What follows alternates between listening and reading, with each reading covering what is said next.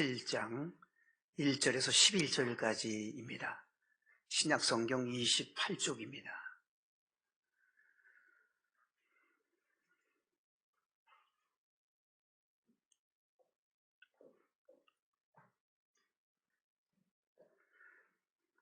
엿새 후에 예수께서 베드로와 야고보와 그 형제 요한을 데리시고 따로 높은 산에 올라가셨더니 그들 앞에서 변형되사 그 얼굴이 해같이 빛나며 옷이 빛과 같이 휘어졌더라.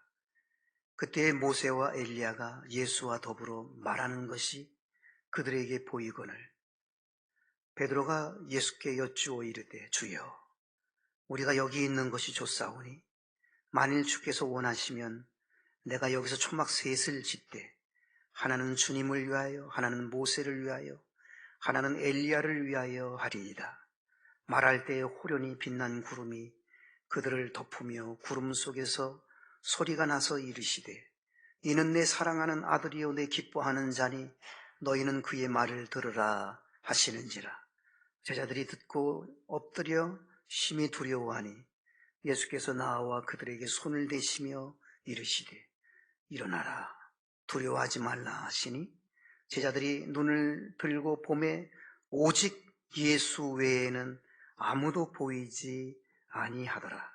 그들이 산에서 내려올 때에 예수께서 명하여 이르시되 인자가 죽은 자 가운데서 살아나기 전에는 본 것을 아무에게도 이르지 말라 하시니 제자들이 물어 이르되 그러면 어찌하여 서기관들이 엘리야가 먼저 와야 하리라 하나이까?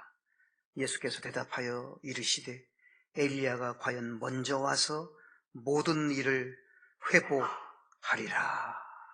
아멘. 잠시 기도합니다. 하나님 아버지 주신 말씀 봉독했습니다.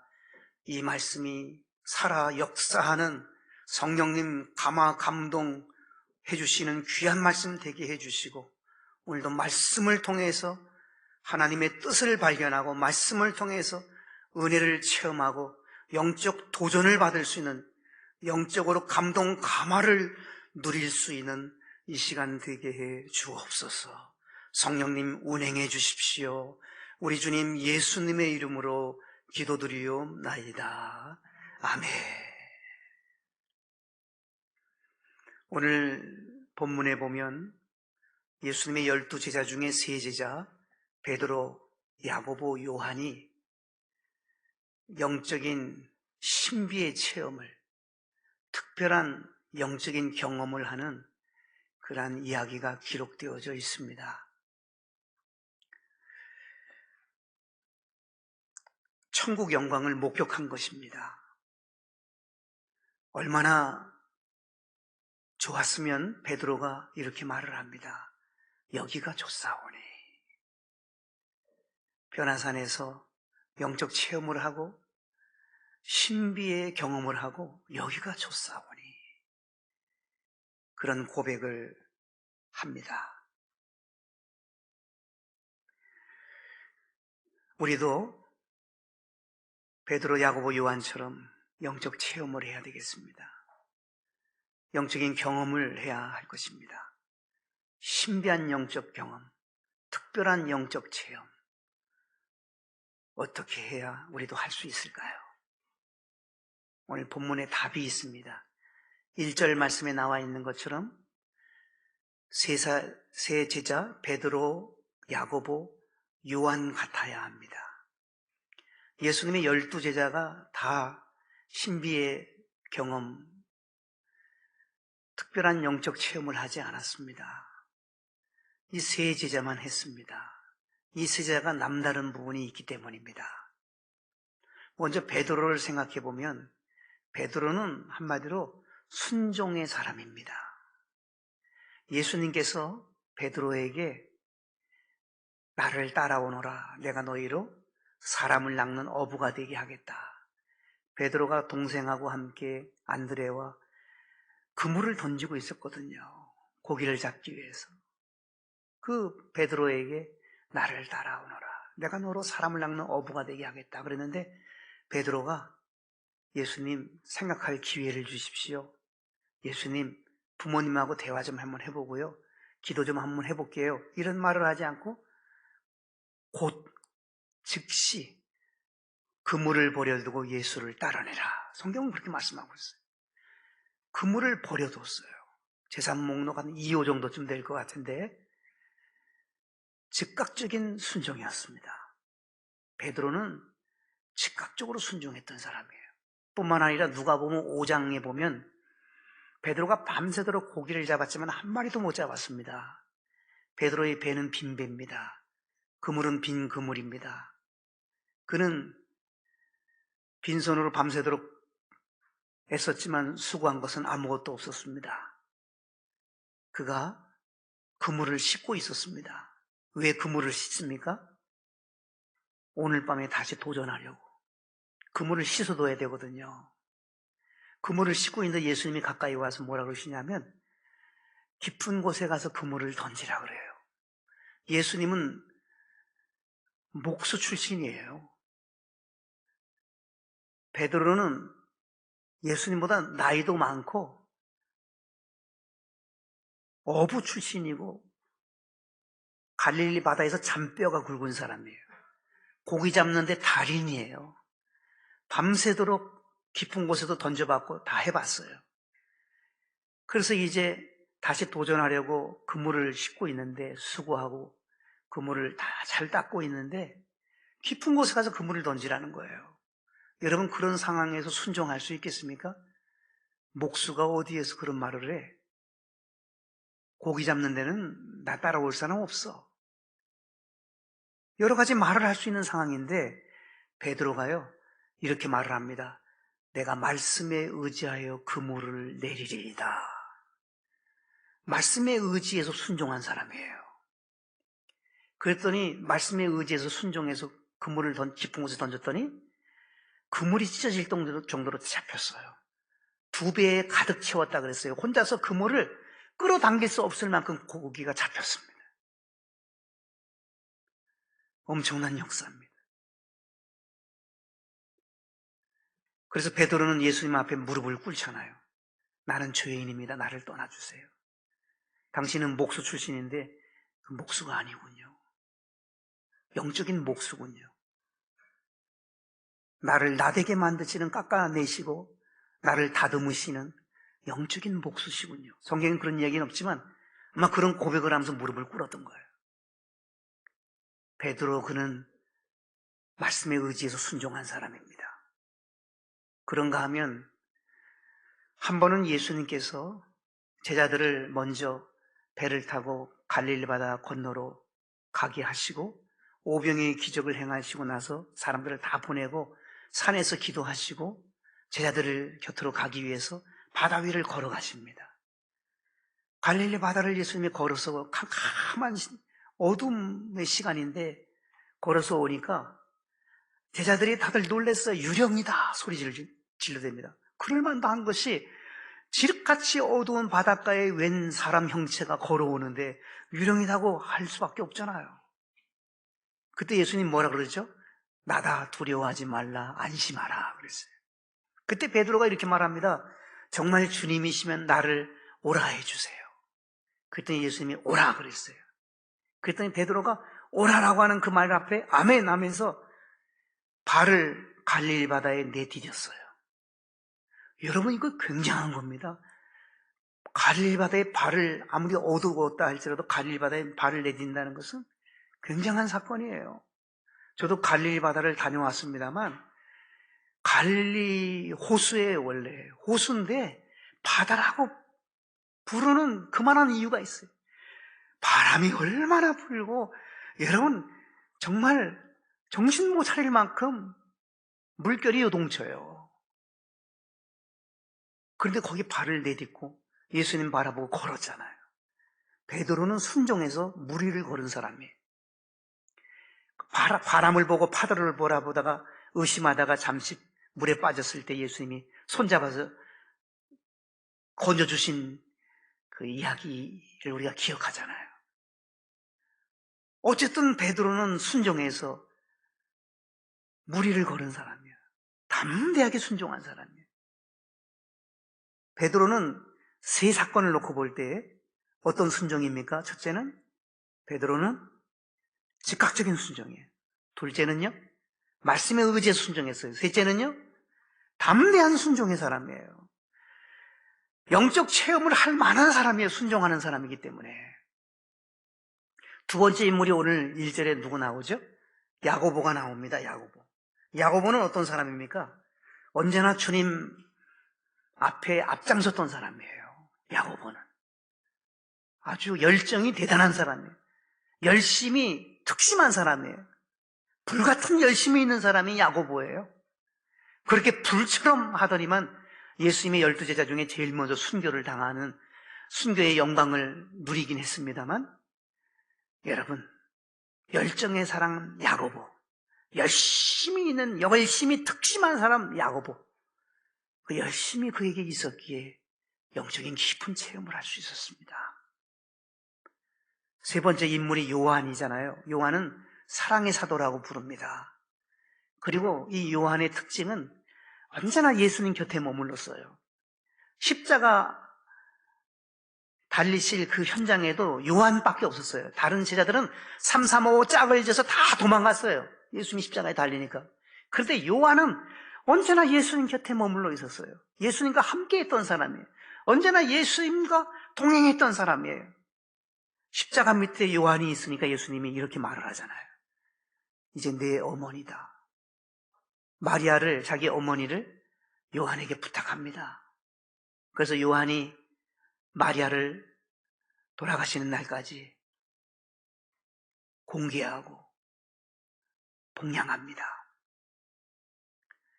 요한이 영적 체험을 할 만한 사람이에요. 사랑의 사람이에요. 그리고 언제나 예수님 곁에 머물렀던 사람이에요. 효성지극한 사람이에요.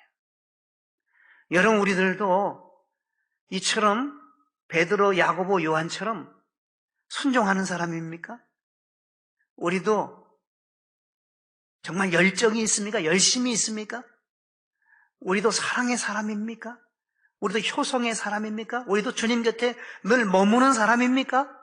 그럼 우리도 영적인 깊은 영적 체험의 자리에로, 신비한 영적인 경험의 자리로 우리도 나아갈 수 있는 사람이 되는 거예요. 12제자가 다 경험한 게 아니에요. 신봉교회 온 교우들이 다 경험하는 게 아니에요. 경험할 사람이 있는 거예요. 경험할 수 있을 만큼 베드로, 야고보, 요한을 통해서 우리가 배울 점이 있어야 할 것입니다. 베드로, 야고보, 요한과 같은 우리가 되어야 합니다. 두 번째로, 특별한 영적 체험, 신비한 영적 경험을 하려면 1절 말씀을 다시 보면 엿새 후에 예수께서 베드로와 야고보와 그 형제 요한을 데리시고라는 문장을 주목하십시오. 예수님이 데리시고 갔어요. 예수님이 데리시고 가야 돼요. 영적 체험은 예수님이 인도해 주셔야 돼요. 신비한 영적인 경험은 예수님이 이끌고 가셔야 돼요. 예수님과 동행할 때 가능한 거예요. 예수님과 함께 할 때에 이런 체험과 경험을 누릴 수가 있는 것입니다. 그러므로 우리들도 예수님의 인도를 받아야 됩니다. 예수님과 동행하는 사람이 되어야 됩니다. 예수님과 항상 함께 할 수 있어야 됩니다. 그래야 우리도 영적 경험을 할 수 있는 거예요. 찬송가에 보면 이런 가사가 있잖아요. 예수가 거느리시니 즐겁고 평안하구나. 예수가 거느리시니 즐겁고 평안하구나.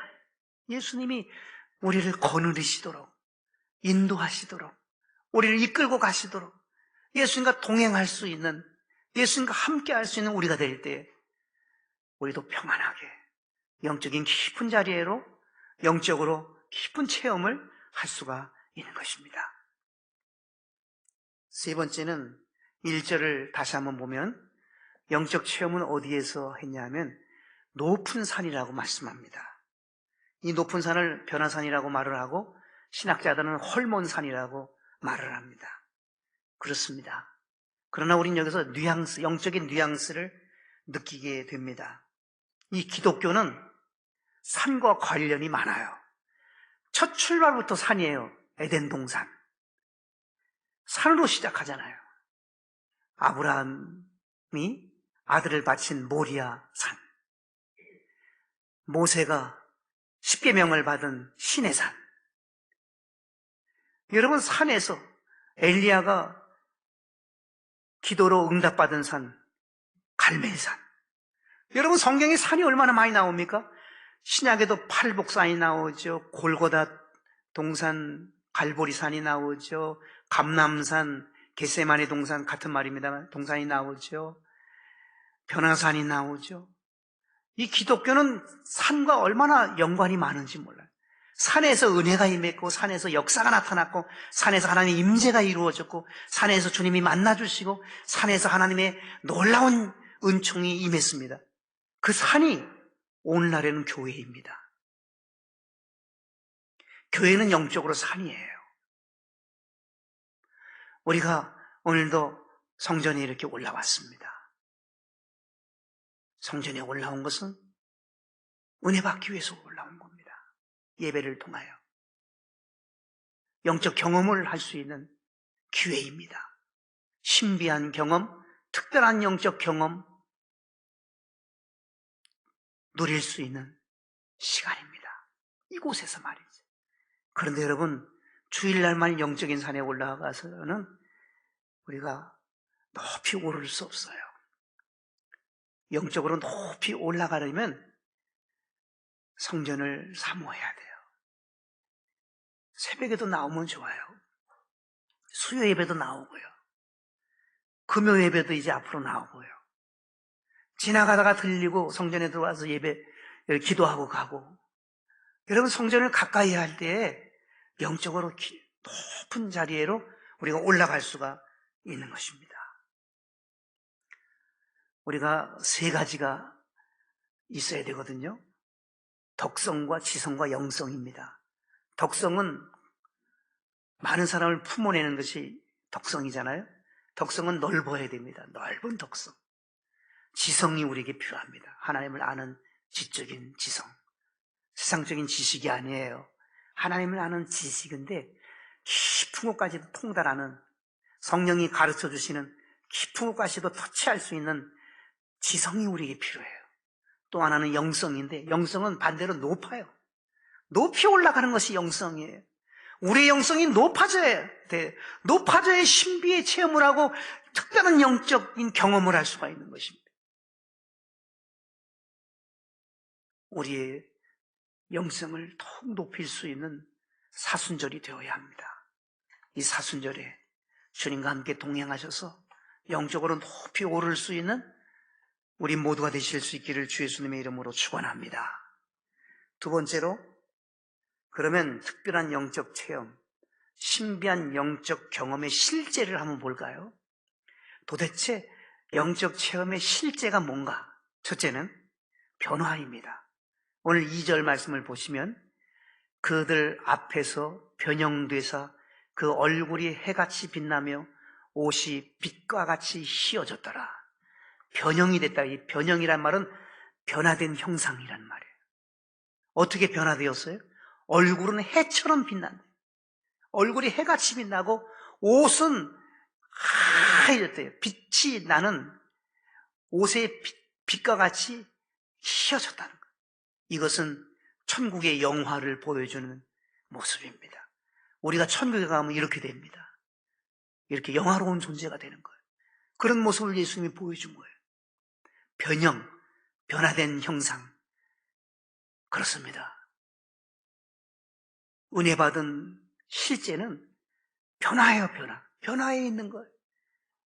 빛나는 존재로 변화되어야 됩니다. 하나님의 자녀의 모습으로 변화되어야만 하는 것입니다. 영화로운 모습으로. 기독교는 변화의 강조점이 있어요. 그래서 예수님이 처음으로 행하신 기적이 물이 변해서 포도주가 된 거예요. 변화의 강조점이 있는 거예요. 우리는 얼굴도 변화될 수 있어야만 합니다. 예수님을 믿으면 믿을수록 점점점 우리의 얼굴은 빛이 나야 할 것입니다. 예수님을 더 알면 알아갈수록, 체험하면 체험해 갈수록 우리의 얼굴에서는 빛이 드러나야 될 것입니다. 얼굴이 환한 얼굴이 되어야 될 것입니다. 5만 가지 인상을 쓰고 예수님 믿으라고 하면 너나 믿으라고 할 것입니다. 우리 얼굴이 달라져야 할 것입니다. 우리의 생각도 달라져야 될 것입니다. 하나님이 기뻐하지 않는 생각을 던져버리고 하나님이 원하시는 생각, 옳은 생각, 바른 생각으로 우리의 생각들이 바뀌어져야 될 것입니다. 우리 입술의 말들도 바뀌어져야 될 것입니다. 참으로 우리의 말 한마디 한마디가 기도하는 마음으로 말해야 할 것입니다. 우리의 삶도 변화되어야 될 것입니다. 우리는 변화를 받아서 하나님의 선하시고 기뻐하시고 온전한 뜻이 무엇인지 분별하는 사람들이 되어야 됩니다. 내가 변화되지 않으면 나는 변질될 것입니다. 내가 변질되면 나는 저질 인생이 될 것입니다. 그러나 변화될 때에 하나님의 자녀로 우리는 굳게 설 수가 있을 것입니다. 변하여 새 사람 되리라. 성경은 말씀합니다. 외모만이 아닙니다. 내면의 깊은 곳에서부터 우리가 인격적인 변화가 있어야 할 것입니다. 참으로 하나님의 자녀로서 변화받을 수 있는, 그것이 진정으로 영적 체험한 사람, 신비한 영적을 경험한 사람의 실제입니다. 아무리 죽었다 살아나고 아무리 여러분 삼층천을 다녀왔다 할지라도 변화받지 않으면 진정한 체험의 실제를 경험하지 못한 사람입니다. 첫째는 변화입니다. 둘째는 눈이 열리는 것입니다. 3절, 4절입니다. 영계가 열리는 것입니다. 3절에 보면 그때 모세와 엘리야가 예수와 더불어 말하는 것이 그들에게 보이거늘, 그들의 눈에 모세와 엘리야가 보였어요. 4절 보세요. 베드로가 예수께 여짜오되 이르되 주여 우리가 여기 있는 것이 좋사오니 만일 주께서 원하시면 내가 여기 초막 셋을 짓되 하나는 주님을 위해서, 하나는 모세를 위해서, 하나는 엘리야를 위하여 하겠습니다. 얼마나 감동했으면, 감격했으면 여기가 좋다고 그렇게 말을 하면 눈이 열렸습니다. 영안이 열린 것입니다. 여러분, 영적 체험을 한 사람은 영안이 열리는 법입니다. 보지 못했던 것을 보게 되는 것입니다. 통찰력이 생기는 것입니다. 해안이 열리고 지안이 열리고 심안이 열리고 열리는 것입니다. 1500년 전에 있었던 모세가 눈에 보인다는 거예요. 열리지 않고는 보이겠어요? 육안으로 보이겠어요? 850년 전에 하나님의 역사를 이뤄냈던 엘리야가 눈에 보였어요. 이 세 제자는 정말 변화산에서 놀라운 체험을 합니다. 영의 눈이 열려버린 것입니다. 영안이, 영적 세계가 열린 것입니다. 은혜의 눈이 열린 것입니다.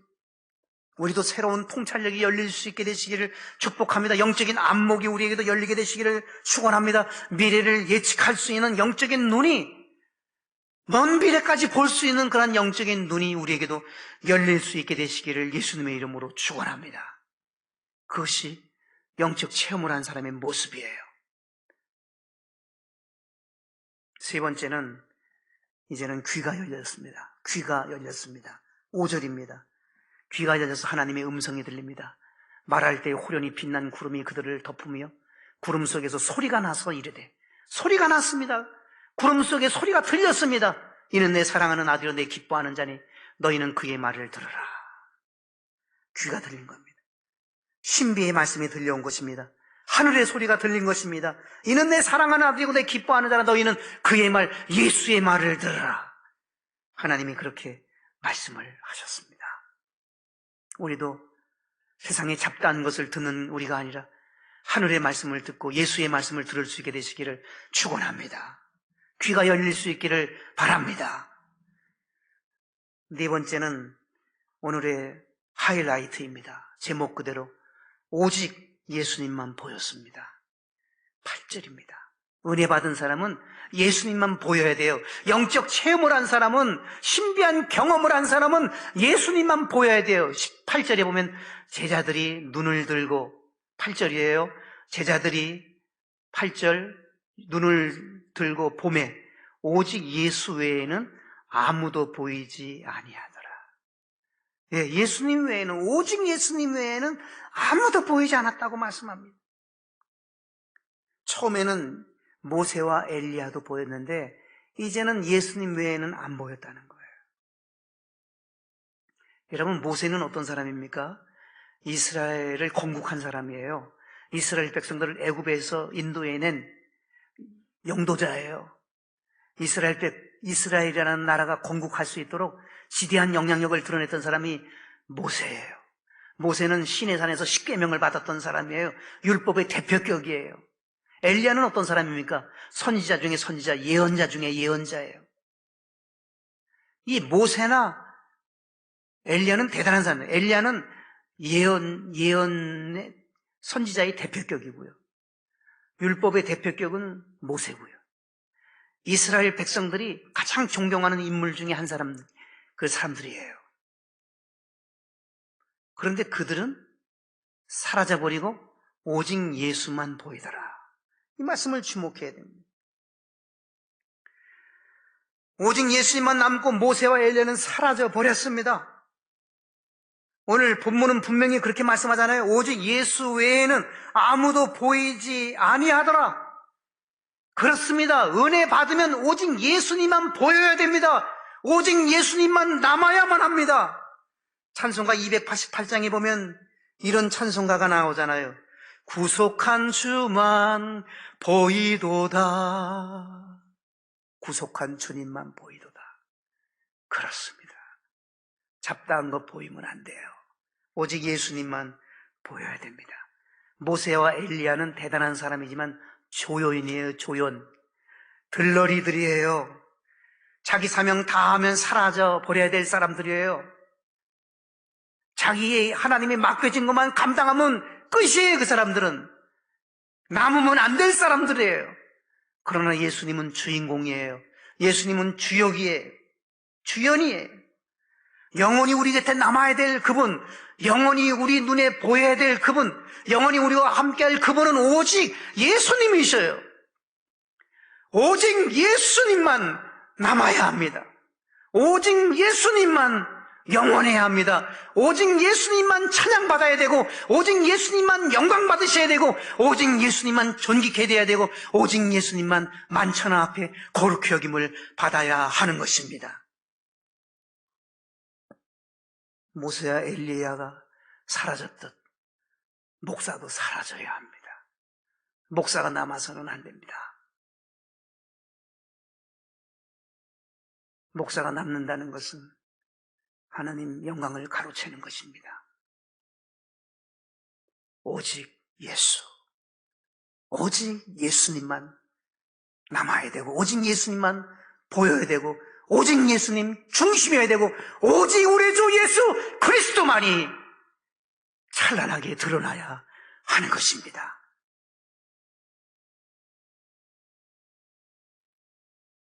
자, 그럼 마지막으로 특별한 영적 체험, 신비한 영적 경험을 하고 나서 어떻게 해야 되는지 마지막을 주목해야 됩니다. 9절에 답이 있습니다.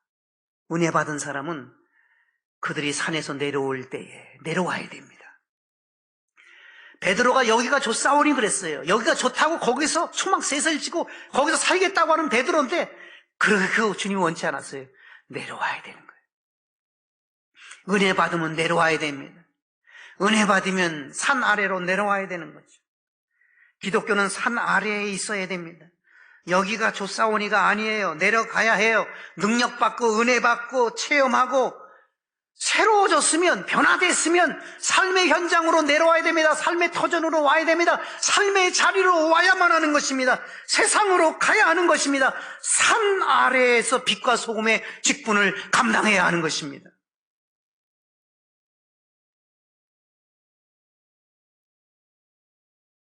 성전에서 우리가 예배 통해서 영적 체험을 합니다. 여기가 좋사오니 여기 우리끼리 여기서 북적북적하면 안 돼요. 삶의 자리로 가는 거예요. 흩어지는 교회가 되어야 돼요. 삶의 현장으로 가야 되는 거예요. 가서 예수 그리스도는 구주이심을, 예수 그리스도는 생명이심을, 예수 그리스도가 참된 길을 보여주셨다고, 예수 그리스도야말로 참된 진리이시라고, 그 예수 그리스도만 보여지도록, 예수님만 남도록, 예수님만 드러나도록 우리가 전하는 사람으로 세상을 향하여 나아가야 하는 것입니다. 그리고 은혜 받은 사람들은, 체험한 사람들은, 경험한 사람들은 두 번째로 입을 조심해야 됩니다. 오늘 9절을 보십시오. 구절을 보게 되면 예수님이 뭐라 그러셨죠? 본 것을 아무에게도 이르지 말라, 말하지 말라 그랬어요. 그렇습니다. 체험한 것 아무에게도 말하지 말래요. 간증하고 싶은 건데 말하지 말래요. 여러분, 어떤 것이 중요한지 보세요. 일반 계시하고 특별 계시 중에 어떤 게 더 중요하죠? 일반 계시, 특별 계시. 특별 계시예요. 특별 계시가 더 중요한 거예요. 특별 계시는 성경이에요, 성경. 일반 계시는 체험. 주관적인 거예요, 체험은요. 객관적이지 못해. 다들 체험들이 다 달라요. 경험들이 다 달라요. 이것은 일반 계시, 일반적인 계시를 통해서 은혜 받은 거예요. 그러나 성경은 특별 계시예요. 왜 하나님이 일반적인 체험을 하게 합니까? 신비한 경험을 하게 합니까? 그것은 말씀이 말씀되게 하기 위해서 체험케 하는 거예요. 특별 계시를 특별 계시되게 하기 위해서 체험케 하는 거예요. 그러니까 우리가 자랑해야 될 것은 특별 계시예요. 예수 그리스도가 구주이심으로 예수 그리스도가 생명이시라는 것, 예수 그리스도가 우리를 살리셨다고 하는 것을, 부활이요 생명이라는 것을 우리가 전하는 것이 중요한 거지, 내가 경험한 나 자랑하고 나 높이는 것은, 나를 드러내는 것은 자제해야 함을 성경은 말씀을 합니다. 은혜 받을수록 입을 조심하라고 말씀하셨습니다. 여러분, 독수리가 가장 좋아하는 먹이가 두루미 먹이랍니다. 두루미. 하얀 그 새 마리예요. 두루미의 특징이 뭐냐면 막 날아갈 때 막 벨 소리를 막 낸대요. 제가 그 새 소리를 흉내 못 내서 못 하겠는데, 막 자기들 말을 막 하면서 그 특성이래요. 그 두루미의 특징이래요. 그러면 독수리가 멀리 있다가도 다 알아듣는 거예요. 아유, 저기 먹이가 있구나 하고 날아가서 잡아먹는다는 거예요.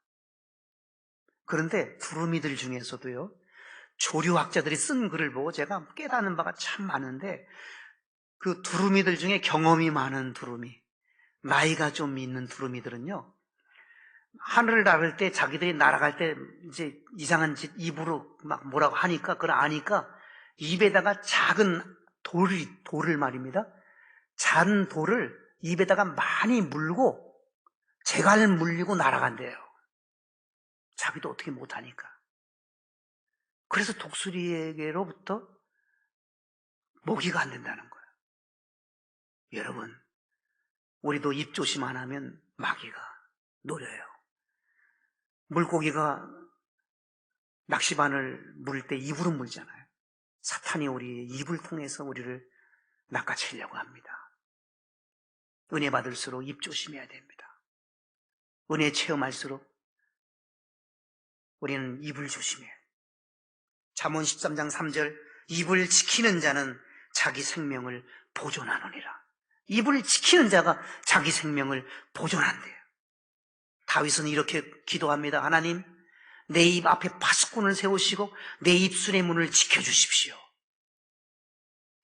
야고보 사도는 이렇게 말을 합니다. 좋은 날 보기를 원하는 자는 혀를 금하고 악한 말을 그치라. 좋은 날을 보려면 입을 조심해야 된다고 성경은 말씀하고 있는 것입니다. 은혜 받은 사람, 입을 조심해야 됩니다. 마지막입니다. 11절을 주목합시다.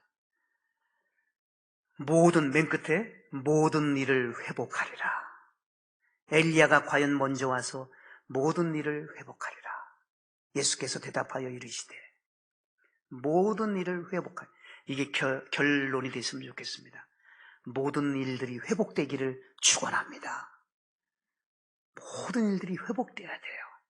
건강의 문제도 회복되고, 어려운 물질의 문제도 회복되고, 인간관계 문제도 회복되고, 영적인 문제도 회복되고, 자녀들 진로의 문제도 회복되고, 모든 부분에 있어서 정신적으로, 육체적으로, 영적으로 회복의 모든 일에 회복하리라 하신 말씀처럼 회복의 역사가 있어야 됩니다. 엘리야의 영성으로 가능합니다. 엘리야의 영성을 가지고 온 사람이 세례 요한입니다. 세례 요한은 늘 예수님을 자랑하고 예수님을 높였습니다. 오늘 제목 그대로 오직 예수님이었습니다. 오직 예수님을 외치고 선포하고 자랑할 때 모든 일을 회복하리라. 코로나에서 회복돼야 됩니다. 우리는 회복을 꿈꿉니다. 오직 예수님이야말로 회복을 가져오게 하는 처방약입니다. 오직 예수님. 기도하시겠습니다.